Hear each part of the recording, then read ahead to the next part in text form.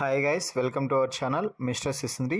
Big Boss Telugu season 9లో Tanuja winner రేస్లో దూసుకుపోతుంది అని చెప్పవచ్చు. ఈ వీడియోకి ఒక లైక్ చేసి చూడటం ప్రారంభించండి. ముఖ్యంగా తనుజ ఫ్యాన్స్ అందరూ కూడా లైక్ చేసి తనుజ ద రియల్ విన్నర్ అంటూ కామెంట్ చేయండి. చూద్దాం మరి తనుజ ఫ్యాన్స్ ఎంతమంది ఉన్నారో. తనుజ ఫ్యాన్స్కి అలాగే అదిరిపోయే న్యూస్ ఉంది అని చెప్పవచ్చు. ఈ వీడియోని పూర్తిగా చూసి తర్వాత అయినా కూడా కామెంట్ చేయండి.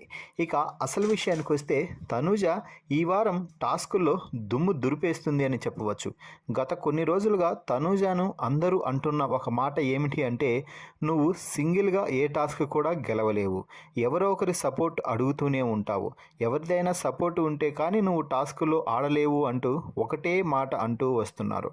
అయితే ఆ మాటలని పటాపంచలు చేస్తూ ఈ వారం తనుజ సింగిల్ హ్యాండెడ్గా తమ టీంకి విజయాన్ని చేకూరుస్తూ ఆపోజిట్ పర్సన్స్ని టాస్క్ నుంచి తప్పిస్తూ దూసుకుపోతుంది అని చెప్పాలి. ఇప్పటి వరకు తనుజ బిగ్ బాస్ హౌస్లో జరిగిన 3 టాస్కుల్లో కూడా తమ టీం విజయానికి దోహదపడింది. స్వయంగా 2 టాస్కులు ఆడి గెలిస్తే మరో టాస్క్లో ఇమ్మాన్యుయల్కి సపోర్ట్ అందించి టాస్క్ గెలవడానికి ప్రముఖ పాత్ర అయితే వహించింది అని చెప్పవచ్చు.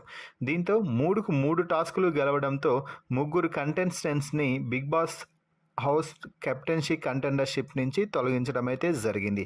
ఆ 3 ఎవరు అంటే కళ్యాణ్, నిఖిల్ అలాగే డెమాన్ పవన్.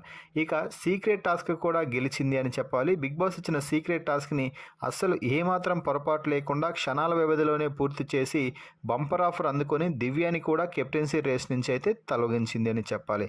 ఏదేమైనా కూడా మొత్తం 3 టాస్కుల్లో ఏకంగా ఈ వారంలోనే వరుసగా టాస్కులు గెలిచి వరుసగా 3ని కెప్టెన్సీ రేస్ నుంచి తప్పించిన తనుజపై మీ అభిప్రాయాన్ని కామెంట్స్ రూపంలో తెలపండి.